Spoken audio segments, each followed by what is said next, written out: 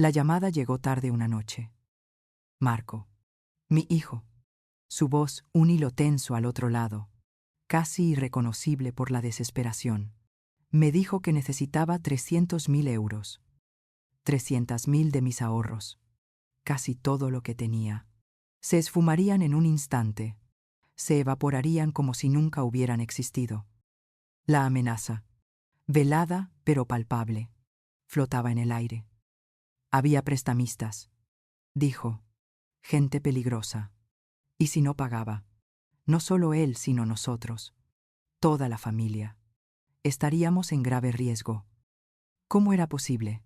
Me pregunté entonces con el corazón latiéndome furiosamente en el pecho, que mi propio hijo se hubiera convertido en el arquitecto de mi ruina, en el heraldo de mi miedo más profundo, en el verdugo de mi tranquilidad. ¿Cómo pude haber llegado a este punto, donde el amor maternal se mezclaba con el terror, donde la sangre no unía sino que separaba, donde la mano que debía protegerme era la que me empujaba al abismo, al borde mismo de mi existencia? La cifra resonó en mi cabeza como un eco hueco. 300.000 euros. Mis ahorros de toda una vida, el fruto de décadas de trabajo y de privaciones, la seguridad que había construido ladrillo a ladrillo para mi vejez, para ese futuro incierto que siempre esperamos sea tranquilo y digno. Marco no me dio detalles, solo la urgencia de la situación, el peligro inminente, la ineludible necesidad de actuar. Sentí un frío glacial extendiéndose desde mi estómago hasta mis extremidades, paralizando cada músculo, cada pensamiento. Mi mente, que generalmente era tan práctica y resolutiva, se sentía atrapada en una niebla densa, incapaz de ver una salida. Recuerdo la mañana siguiente con una claridad dolorosa. Fui al banco. Mi cuerpo, una cáscara vacía, moviéndose por inercia. El empleado, un joven amable que me conocía de años, me preguntó si estaba segura. Sus ojos reflejaban una preocupación genuina. Le mentí. Le dije que era para una inversión urgente, algo que mi hijo estaba gestionando. La vergüenza me quemaba por dentro, una llama silenciosa que amenazaba con consumirme. Firmé los papeles con una mano temblorosa, la pluma pareciéndome increíblemente pesada. Cada trazo, una rendición, una entrega de mi autonomía, de mi futuro, de mi paz. Al salir del banco, el sol de la mañana me pareció artificial, sin calor, sin vida. El peso de la operación bancaria me aplastaba, una losa invisible sobre mis hombros. Había cedido, una vez más, al chantaje emocional, al miedo, a la manipulación. Esa tarde, el silencio de mi casa era ensordecedor. Me senté en el sofá, el mismo sofá donde Marco había aprendido a dar sus primeros pasos, donde le leía cuentos antes de dormir, donde habíamos compartido risas y lágrimas, y sentí un vacío inmenso, no solo en mi cuenta bancaria, sino en mi alma. Marco era mi único hijo, mi único consuelo después de la muerte de mi esposo hacía ya 15 años.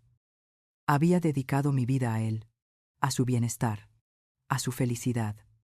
¿Pero qué había logrado con ello? Un hijo que me arrastraba a sus problemas, que me exigía lo que con tanto esfuerzo había construido, sin un atisbo de remordimiento aparente. Esta no era la primera vez. Hubo préstamos más pequeños, emergencias, que siempre resultaban ser gastos superfluos o deudas de juego. Había pagado matrículas universitarias que nunca terminó, coches que destrozó, fianzas por incidentes menores. Cada vez, me decía a mí misma que sería la última, que Marco aprendería, que maduraría. Pero la promesa siempre se rompía. El ciclo de exigencias y cedencias se repetía, cada vez con mayor intensidad, con mayor descaro. Me había convertido en su red de seguridad, en su salvavidas financiero, en la excusa perfecta para no enfrentar las consecuencias de sus propias acciones. Pero esta vez era diferente. 300.000 euros. Era la línea roja, el punto de no retorno. Al día siguiente, con el agotamiento físico y mental pesando sobre mí, me miré en el espejo. Mis ojos, antes llenos de vida y determinación, ahora mostraban una fatiga profunda, una resignación dolorosa. Mi reflejo me devolvió la imagen de una mujer consumida, agotada, una sombra de la persona que alguna vez fui. Fue en ese momento, en esa contemplación silenciosa de mi propia desolación, cuando una chispa, pequeña pero insistente, se encendió dentro de mí. Una voz interior me susurró que esto tenía que parar, no por Marco, no por lo que él podría aprender, sino por mí, por mi propia dignidad, por mi derecho a vivir una vida sin miedo, sin chantaje. Mi primera llamada fue a Elena, mi mejor amiga y abogada. Con ella habíamos compartido risas y confidencias desde la universidad. Ella conocía mi historia, mi amor incondicional por Marco, pero también mi creciente angustia. Al principio, dudé. La vergüenza era un velo que me impedía hablar con claridad. Pero la urgencia en mi voz, la quebradura, la llevó a mi casa esa misma tarde. Le conté todo, desde la demanda de los 300.000 hasta la historia de las deudas anteriores, las promesas rotas, la desesperación que me había llevado a ese límite. Elena me escuchó con paciencia, sus ojos bondadosos pero firmes, sin juicio, solo una profunda preocupación. Cuando terminé, me tomó las manos. «Esto tiene que terminar. Alicia», me dijo con una voz suave pero resuelta. «Tienes que protegerte.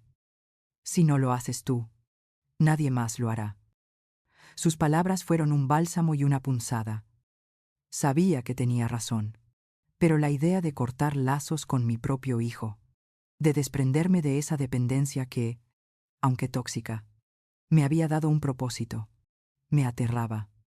Sin embargo, en lo más profundo de mi ser, una fuerza nueva, aún latente, empezaba a despertarse. Con la ayuda de Elena, el plan comenzó a tomar forma. Era un plan radical, una ruptura total con mi pasado, con la vida que conocía. Primero, teníamos que asegurar mis activos restantes, abrir nuevas cuentas bancarias, transferir todo lo que quedaba a mi nombre, a lugares donde Marco no pudiera acceder, cambiar todas las contraseñas, revisar cada documento, cada firma. Era un proceso meticuloso, casi forense, desentrañando una red de conexiones financieras que, sin darme cuenta, se había vuelto vulnerable a su manipulación. Me sentí como una detective en mi propia vida, descubriendo con cada paso la extensión de mi propia ceguera, de mi propia ingenuidad. Cada vez que firmaba un documento o hacía una transferencia a una nueva cuenta, sentía una mezcla de alivio y una tristeza profunda. Era como cortar un cordón umbilical invisible, doloroso, pero necesario para mi supervivencia. Elena se encargó de todo el papeleo legal, asegurándose de que mis bienes quedaran protegidos, de que Marco no tuviera ninguna base legal para reclamar más de mí. También me asesoró sobre cómo proceder en caso de que intentara contactarme, de cómo establecer límites claros y firmes. La parte más difícil fue la decisión de irme, dejar mi casa, mi ciudad, mis recuerdos, mi vida entera. Elena sugirió un cambio de aires radical, un lugar donde pudiera empezar de nuevo, donde Marco no pudiera encontrarme fácilmente, donde pudiera sanar. La idea de Cancún, un lugar que siempre había soñado visitar con mi esposo, surgió casi de la nada. La imagen de sus playas turquesas y su sol radiante se me presentó como un refugio, un lienzo en blanco para mi nueva vida. Empaquetar mi vida en unas cuantas maletas fue un proceso catártico. Cada objeto, cada foto, cada recuerdo me traía a la mente momentos felices, pero también la dolorosa verdad de cómo mi vida se había desmoronado. Decidí llevarme solo lo esencial, lo que realmente importaba, dejando atrás el peso de lo material, y con ello, el peso de mi pasado. Vendí la casa, Otro paso doloroso, pero liberador. Y el dinero de la venta, sumado a lo poco que me quedaba después del atraco de Marco, sería mi nuevo punto de partida. La despedida de Elena fue emotiva. Nos abrazamos largo rato, las lágrimas mezclándose con las promesas de mantenernos en contacto, de que ella sería mi ancla en el mundo que dejaba atrás. Sus palabras de aliento resonaron en mi mente durante el vuelo. Eres fuerte. Alicia, esto es solo el comienzo de tu verdadera libertad. Llegué a Cancún una tarde de marzo. El calor tropical me envolvió al bajar del avión, una sensación diferente al frío que llevaba dentro. El aire salado, la humedad, la exuberancia de la vegetación, todo era nuevo y vibrante, y a la vez, abrumador. Encontré un pequeño apartamento en un barrio tranquilo, alejado de la zona turística. Un lugar sencillo, pero acogedor, con una pequeña terraza donde podía ver los atardeceres. Las primeras semanas fueron una montaña rusa emocional. La soledad se sentía a veces como un peso insoportable. La añoranza de mi vida anterior, de mis amigos, de mis rutinas. Había momentos en que dudaba de mi decisión, en que la culpa me carcomía por haber abandonado a mi hijo. Pero luego venía la otra parte, la sensación de alivio, la ausencia de miedo, la libertad de no tener que preocuparme por la próxima llamada, la próxima exigencia. Empecé a explorar mi nuevo entorno. Caminaba por la playa, observando las olas, sintiendo la arena bajo mis pies. El océano, vasto e infinito, me recordaba la inmensidad del mundo y las posibilidades que aún me esperaban. Observar la salida y la puesta del sol se convirtió en mi ritual diario, una meditación silenciosa que me conectaba con la belleza de la naturaleza y me ayudaba a encontrar la paz interior. Decidí que no podía vivir solo de mis ahorros, por poco que fueran. Necesitaba una actividad, algo que me diera un propósito, que me mantuviera activa y conectada. Siempre me habían gustado las manualidades, así que empecé a hacer pequeños objetos decorativos con conchas marinas, abalorios, madera flotante. Al principio, era solo un pasatiempo, una forma de ocupar mis manos y mi mente. Pero a medida que mis creaciones tomaban forma, empezaron a gustarme, a sentirme orgullosa de lo que hacía. Un día, con el corazón latiéndome con fuerza, decidí llevar algunos de mis trabajos a un pequeño mercado artesanal local. La primera venta fue emocionante, una confirmación de que podía valerme por mí misma, de que tenía algo que ofrecer. Poco a poco, fui conociendo a otros artesanos, a la gente del lugar. Sus historias, sus sonrisas, su calidez me ayudaron a sentirme parte de algo nuevo. Aprendí a hacer pulseras, collares, pequeños cuadros inspirados en el mar. Mi pequeña mesa en el mercado se convirtió en mi pequeño rincón de felicidad, en mi ventana al mundo. La tranquilidad de Cancún, el ritmo pausado de la vida, el sol constante, empezaron a sanar las heridas de mi alma. Las noches ya no eran tan largas. Los pensamientos intrusivos de Marco y sus deudas ya no dominaban mi mente. Todavía había momentos de tristeza, de nostalgia, pero eran cada vez más cortos, más manejables. Había descubierto una fuerza en mí que no sabía que poseía, una resiliencia que me permitía enfrentar el futuro con una nueva perspectiva. Estaba construyendo una nueva vida, no para alguien más, sino para mí, por primera vez en mucho tiempo. Un día, unos 6 meses después de mi llegada a Cancún, mi paz recién encontrada se vio interrumpida por una llamada telefónica. Era Elena. Su voz, generalmente tan serena, sonaba tensa, seria. Alicia, dijo, la policía te está buscando. Hay una investigación en curso y tu nombre ha aparecido en ella. Mi corazón se detuvo.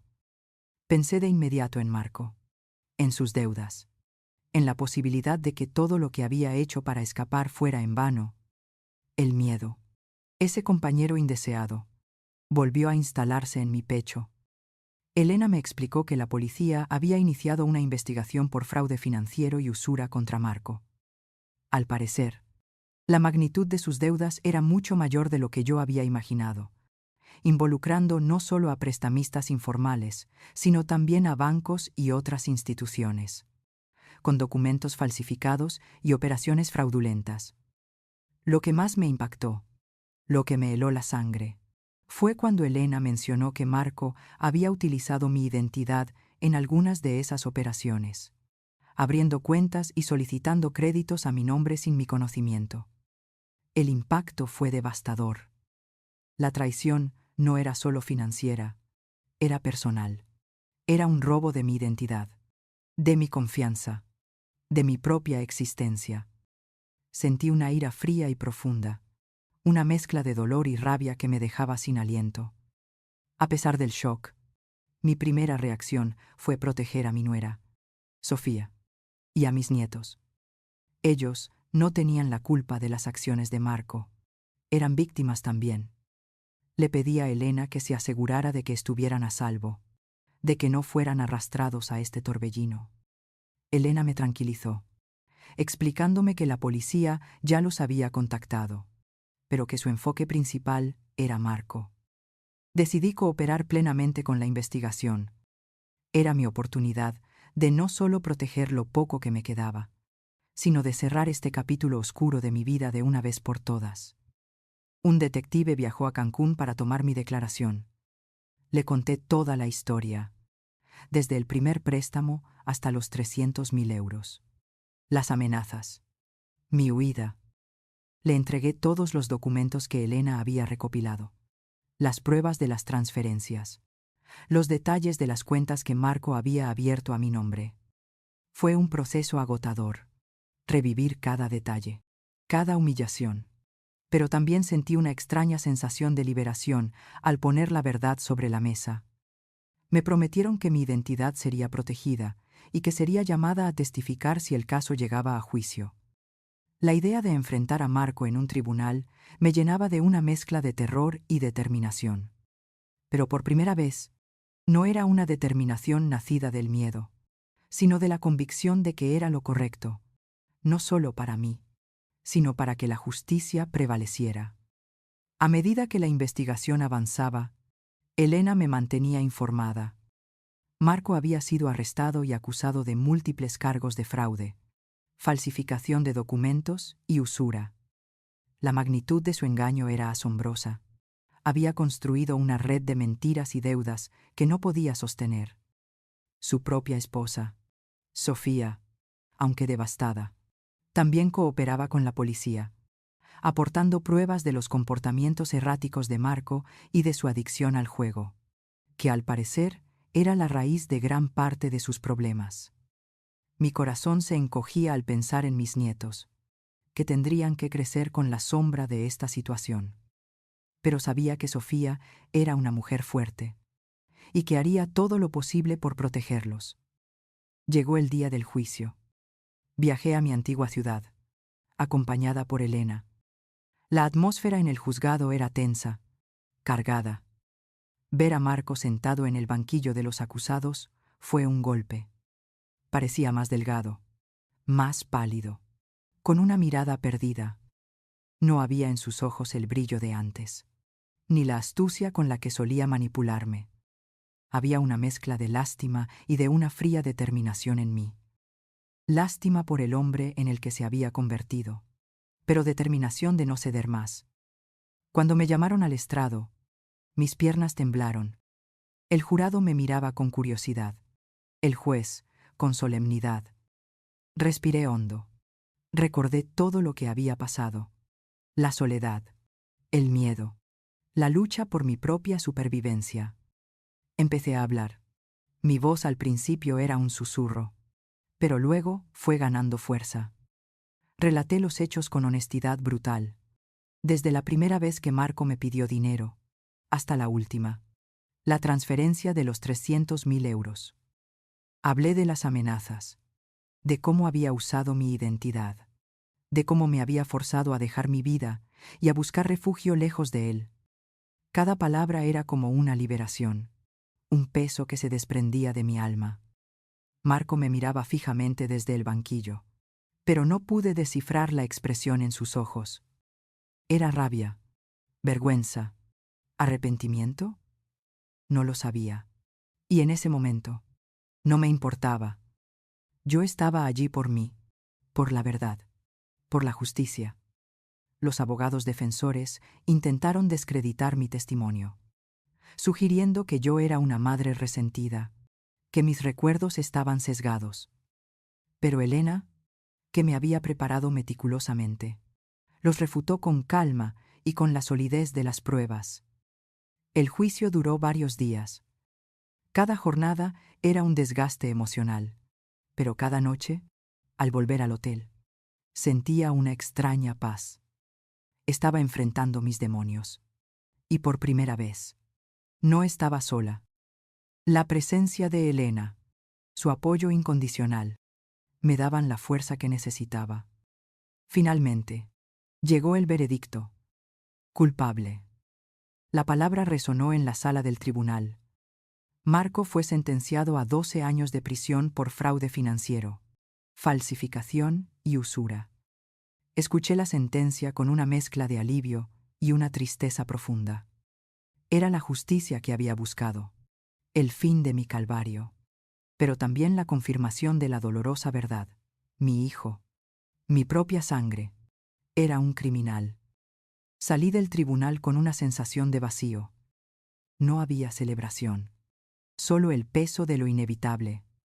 Pensé que con la condena de Marco, finalmente encontraría la paz. Me equivoqué. Unos meses después, ya de vuelta en Cancún, recibí una llamada inquietante. La policía me informó que Marco, desde prisión, había intentado intimidarme, contratando a unas personas para que me dieran un susto, para que me hicieran entrar en razón. Su desesperación, su incapacidad para aceptar las consecuencias de sus actos, lo habían llevado a cruzar otra línea, una línea peligrosa. La policía, que había estado monitoreando sus comunicaciones, había tendido una trampa. Los individuos contratados por Marco fueron arrestados en el acto, intentando llevar a cabo sus amenazas. Este nuevo incidente no solo protegió mi seguridad, sino que también resultó en un aumento de la condena de Marco. Era una espiral descendente de la que él mismo no parecía poder salir. Esta vez, la noticia me afectó de una manera diferente. Ya no sentía el mismo miedo paralizante. Había cruzado demasiados abismos para volver a caer en la trampa del pánico. Mi resolución se endureció. Le dejé claro a Elena que, a pesar de todo, no le daría ni un céntimo más, que la barrera que había levantado entre nosotros era inquebrantable. Ya no era una madre que cedía, sino una mujer que se protegía. El proceso de sanación fue largo y complejo. Busqué terapia, algo que Elena me había recomendado hacía tiempo. Hablar con una profesional me ayudó a desentrañar los nudos de culpa y de resentimiento que me atenazaban. Aprendí a reconocer los patrones de manipulación, a comprender mi propio rol en la dinámica tóxica, no como culpable, sino como alguien que había amado demasiado y de forma equivocada. Aprendí que decir no no era una falta de amor, sino un acto de amor propio. Con el tiempo, mi vida en Cancún floreció. Mi negocio de artesanías prosperaba. Hacía piezas únicas inspiradas en el mar Caribe, llenas de color y de la alegría que había redescubierto. Mi pequeña mesa en el mercado se expandió, y empecé a vender mis creaciones en boutiques locales e incluso a través de una pequeña página web que me ayudaron a crear. Había encontrado mi propósito, mi vocación. Pero no solo mi vida personal y profesional se transformaba. Sentí la necesidad de compartir mi historia, de ayudar a otras mujeres que pudieran estar atrapadas en situaciones similares de abuso financiero y emocional. Con la ayuda de Elena y de algunas nuevas amigas que hice en Cancún, fundé una organización sin fines de lucro. La llamamos Luz de Mujer. un nombre que reflejaba el renacimiento, la iluminación que yo misma había experimentado.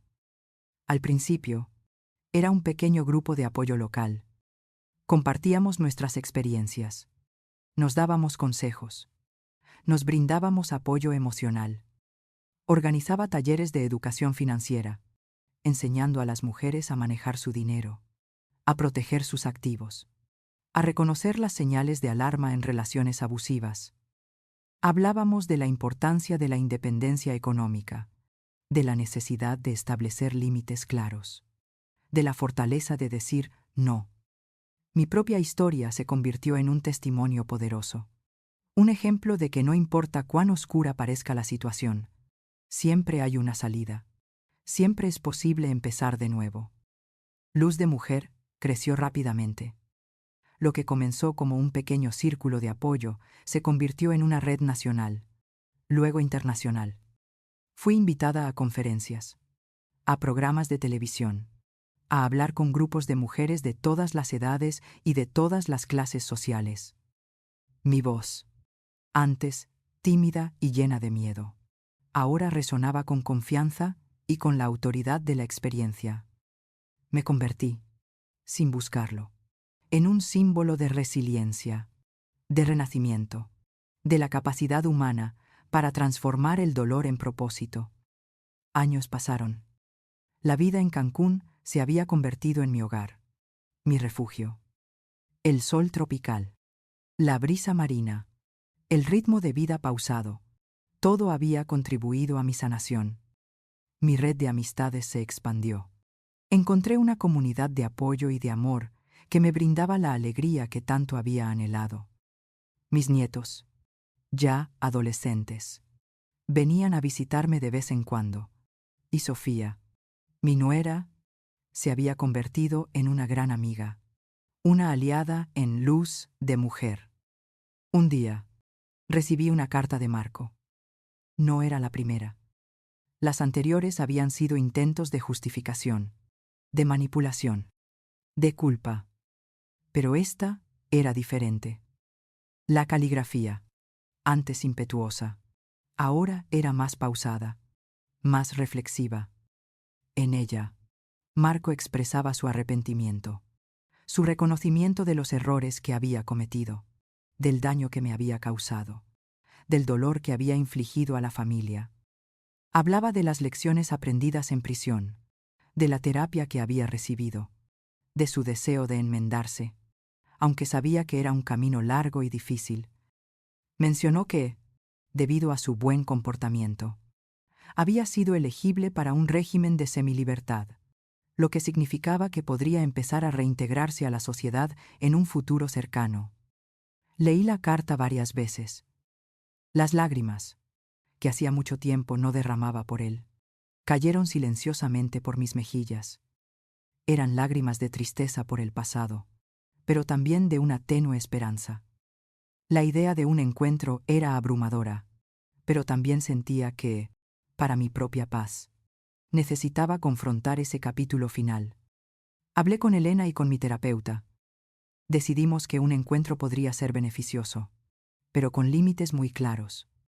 El primer encuentro fue en un lugar público, bajo la supervisión de un consejero.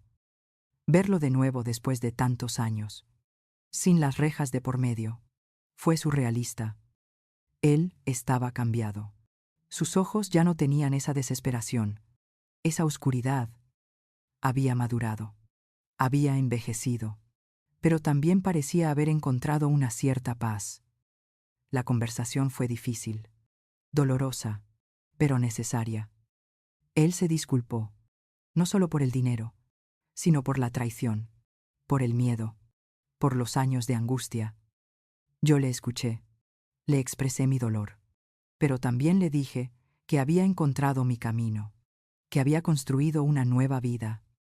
No hubo abrazos, no hubo reconciliación instantánea, solo una aceptación mutua de las consecuencias de nuestras acciones y de la necesidad de respetar los límites que se habían establecido. A partir de entonces, mantuvimos un contacto limitado. Nos veíamos ocasionalmente en lugares públicos. Hablábamos por teléfono de forma esporádica. Las conversaciones eran superficiales, sin profundizar en el pasado, sino enfocadas en el presente y en el futuro. Él me hablaba de su trabajo, de sus progresos, de su deseo de ser una mejor persona. Yo le hablaba de luz de mujer, de mi vida en Cancún, de mis nietos que ahora venían a visitarme. Comprendí que el amor de madre no desaparece, pero que también puede coexistir con límites firmes. Aprendí que decir no a la manipulación era decir sí a mí misma, a mi propia felicidad, a mi propio bienestar. No era un abandono, sino una afirmación de mi propia valía.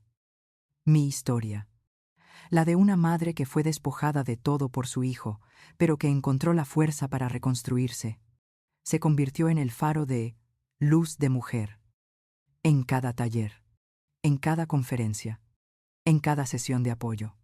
Recordaba a las mujeres que nunca es demasiado tarde para empezar de nuevo, que la vida, incluso después de las tragedias más profundas, puede ser redescubierta, vivida con propósito, con libertad, con compasión. La cicatriz de mi pasado siempre estará allí, un recordatorio de lo que viví, de lo que perdí, pero también de lo que encontré. Es una cicatriz que ya no me duele, sino que me fortalece, que me recuerda la increíble capacidad del espíritu humano para sanar, para perdonar, para renacer. Aprendí que la verdadera libertad no es la ausencia de problemas, sino la capacidad de enfrentarlos con valentía, de establecer límites, de decir no cuando es necesario, y de encontrar la luz incluso en la más profunda oscuridad. Y esa es la lección más grande que la vida, a través del dolor y de la redención, me enseñó.